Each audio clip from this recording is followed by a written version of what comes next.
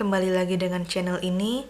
Dan pojok atoku untuk minggu ini punya 3 berita. Tanpa menunggu waktu lama, ayo kita langsung lanjut saja ke beritanya. Let's go! Seorang ahli menilai bahwa anjing dapat mengetahui keberadaan zombie. Ya, kurasa masuk akal mengingat anjing punya penciuman yang tajam. Dan ditambah hewan memang umumnya punya insting untuk memprediksi bahaya. Dr. Cameron Carlson dari Zombie Research Society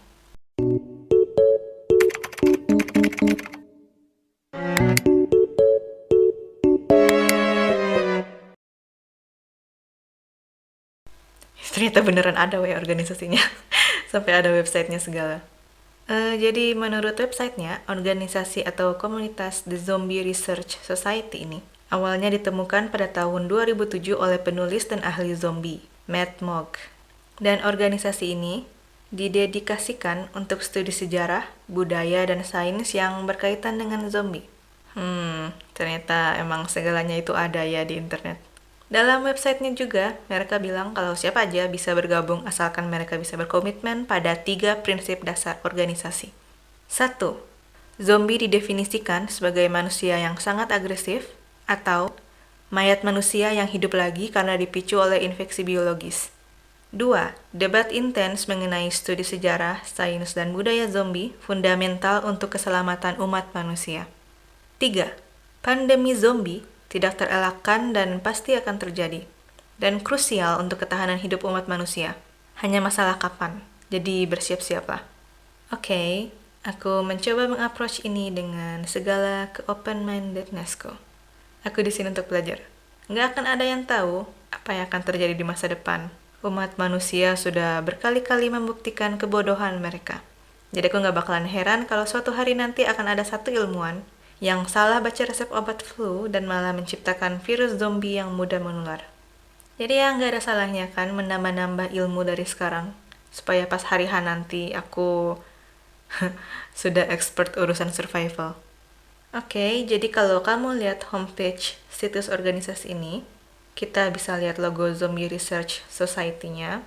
Terus kalau kamu scroll ke bawah, ada artikel-artikel terkait zombie, terus podcast. Aku makin kesulitan untuk open-minded. Ya, ini editan fotonya mengingatkanku pada zaman SD dulu. Pas aku minta tolong kang fotonya untuk editin frame Naruto di foto selfieku yang mau dicetak.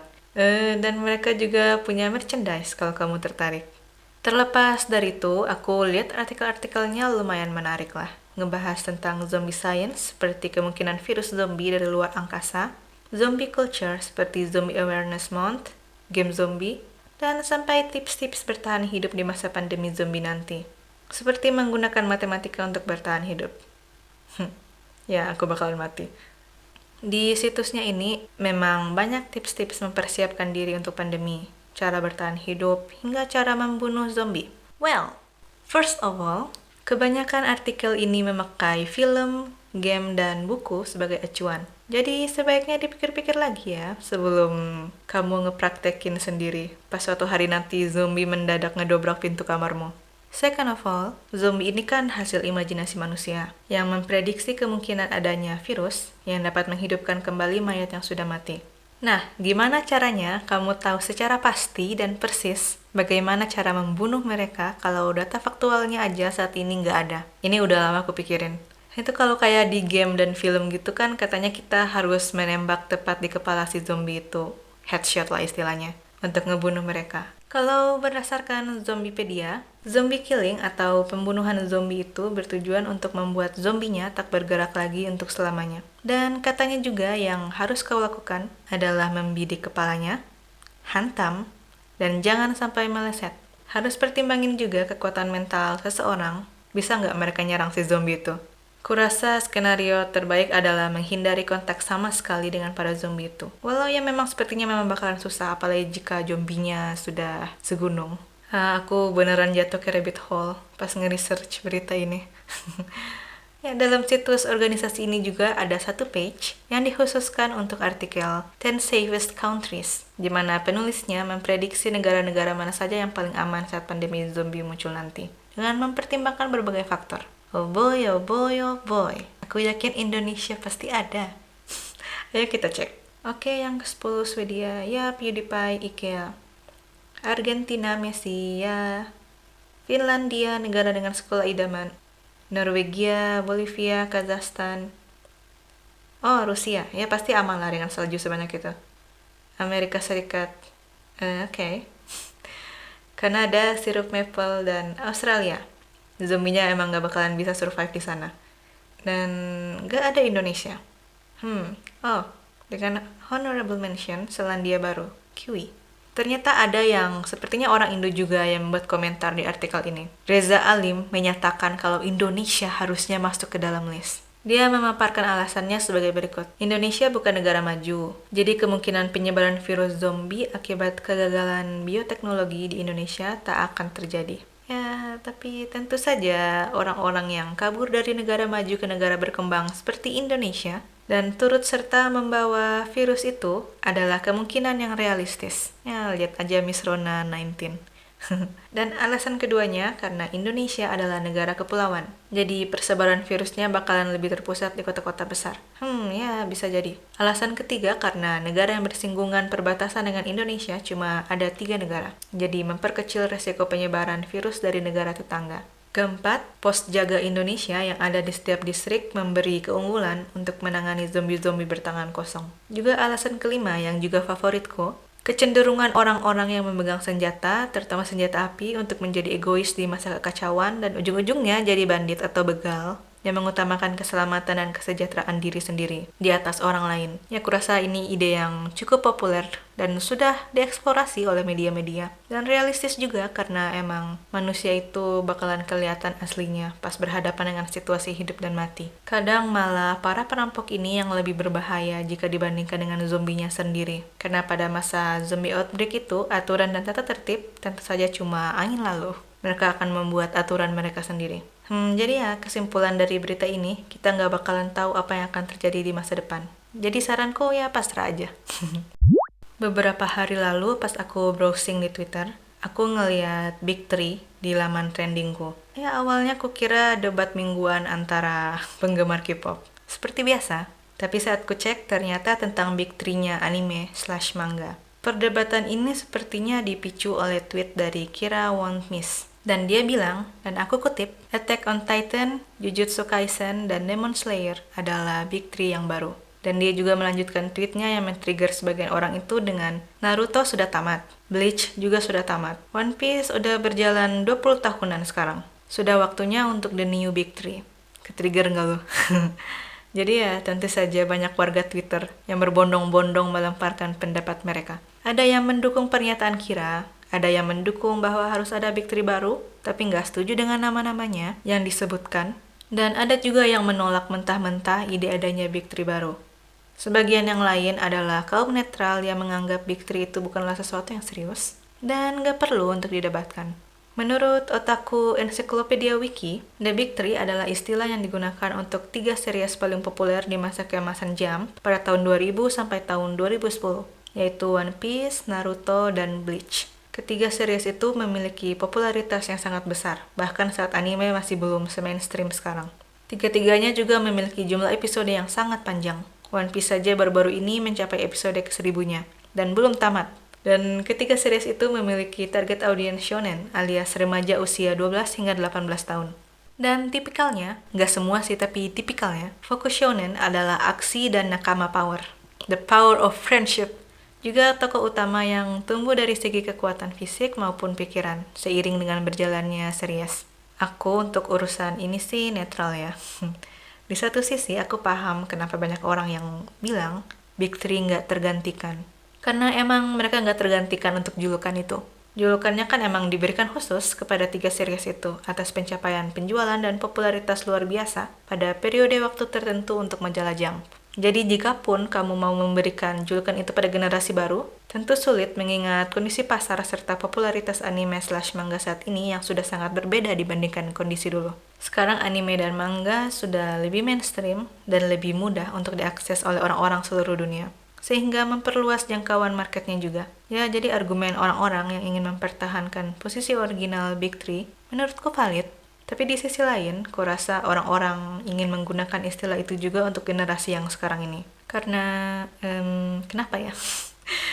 Ya mungkin mereka merasa dengan berjalannya waktu, ketiga Big Three original sudah tidak berada di puncak industri ini lagi. Entah karena alasan tamat, sudah tidak hype, yang by the way enak aja One Piece akan selalu hype ya, mau 2000-3000 episode sekalipun, excuse you. Dan bahwa ada banyak anime lain yang saat ini mendominasi pasar dan komunitas anime manga. Ya seperti nama-nama yang disebutin Kira tadi, Attack on Titan, Jujutsu Kaisen, dan Demon Slayer yang memang lagi hot-hotnya saat ini. Ya sebenarnya Attack on Titan juga udah hot dari dulu sih. Ya aku pribadi ya sebagai sesepuh wibu, cuma nonton Demon Slayer beberapa episode. Tapi akunya nggak tertarik jadi nggak lanjutin lagi. Grafisnya emang bagus, tapi untukku plotnya ngebosenin sih. Nah ini masalah selera ya, don't kill me. Aku tahu banyak yang suka karena kalau nggak, mana mungkin Demon Slayer bisa mendapat hype sebanyak itu kan? Pasti ada kelebihan-kelebihannya juga yang gak aku ketahui dan tidak kurasakan. Cuma masalah selera aja. Untuk Jujutsu Kaisen, menurutku, mereka memang punya daya tarik tersendiri untuk ceritanya. Aku ingat dulu gak sengaja dapat manganya pas browsing di situs baca manga gitu. Dan waktu itu aku ketagihan bacanya. Nah, gak lama kemudian, animenya dirilis. Dan menurutku untuk grafis dan animasinya bagus. Ya, tentu saja namanya juga MAPPA. Gak mengecewakanku lah pokoknya untuk adaptasi animenya. Dan untuk Attack on Titan, ya top 3 anime / manga favoritku sepanjang masa setelah One Piece dan Naruto. Menurutku dari segi plot, animasi, grafis, musik, maupun eksekusi ekspresinya, itu tipeku banget. Dan kalau aku bisa mengganti Demon Slayer untuk Big Three generasi ini, aku mungkin bakalan masukin Boku no Hero Academia. Ya, jadi kesimpulannya kawan-kawan seperwibuanku, bagaimanapun juga, orang-orang akan selalu menuntut perubahan yang lebih familiar dengan mereka. Julukan Big Three yang original kan memang diberikan sudah lama sekali. Dan mungkin ya banyak orang-orang yang ingin anime atau manga yang memang sedang hot saat ini, atau series favorit mereka, supaya masuk semacam Hall of Fame yang diakui dan dihormati oleh banyak orang itu. Ya, to each their own lah. Perbedaan pendapat bukanlah akhir dari segalanya. Just agree to disagree. Nggak perlu serius-serius banget. Jadilah wibu yang damai-damai saja. Hakuna Matata. Ya, bagaimana menurutmu? Apa julukan Big Three yang lama sudah tidak relevan lagi dan harus diganti? Dan jika iya, series yang mana aja? Atau julukan itu selamanya akan melekat di series Naruto, One Piece, Bleach, dan tidak akan ada yang bisa menggantikannya. Anyway, tweet ini sangat menggambarkan pendapatku soal ini. Ribet banget emang. Dah. Kabar gembira untuk penggemar K-drama, khususnya drama populer Crash Landing on You, karena kedua pemeran utamanya, Hyun Bin dan Son Ye Jin, dikabarkan akan segera menikah bulan Maret ini. Awalnya, Hyun Bin yang pertama kali memberi kabar pernikahan itu melalui akun Instagram resmi agensinya. Dalam suratnya, Hyun Bin menyatakan keputusannya untuk menikahi Yoo Jin yang selalu membuatnya tersenyum. Dia juga menyinggung karakter Jong Hyuk dan Seri yang dimainkan keduanya dalam drama Crash Landing on You. Hyun Bin lalu mengakhiri suratnya dengan meminta dukungan dari fans dan harapan bahwa semua orang akan tetap sehat dan bahagia. Kemudian Son Ye Jin mengunggah foto miniatur gaun berwarna putih di akun Instagram pribadinya dengan caption manis berbahasa Korea dan Inggris. Dia mengabarkan penggemarnya bahwa dia sudah menemukan seseorang yang akan menemaninya menghabiskan sisa hidup bersama. Lelaki bertemu dengan perempuan, mengenali satu sama lainnya di keramaian, berjanji untuk membangun masa depan bersama. Ye Jin juga dengan sumringah berkata bahwa ini adalah takdir dan bahwa saat bersama Hyun Bin, Ye Jin bisa merasa hangat dan aman. Dia juga berterima kasih kepada penggemar dan meminta mereka untuk turut merayakan awal kehidupan mereka berdua. Mereka berdua tuh sebenarnya udah ada interaksi sejak tahun 2010 pas Ye Jin jadi cameo di K-drama Secret Garden yang dibintangin oleh Hyun Bin. Ya, aku masih ingat drama itu, terutama adegan sit-up-nya yang selalu berhasil bikin aku geli sendiri. Tapi baru pada tahun 2018 lah keduanya pertama bekerja sama sebagai lawan main di film Thrill The Negotiation. Mereka pun mulai berteman baik, dan karena itulah banyak beredar rumor bahwa mereka berpacaran. Tapi mereka membantah dan mengakui satu sama lain hanya sebagai teman. Mereka kemudian bertemu lagi sebagai lawan main di K-drama Crash Landing on You pada tahun 2019.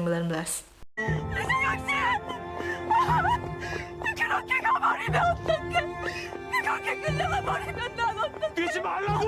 그렇게 가버리면 난 어떡해? 난 어떻게 살아? 그렇게 끌려가버리면 Dan chemistry mereka berdua tuh semakin memperparah rumor-rumor yang beredar.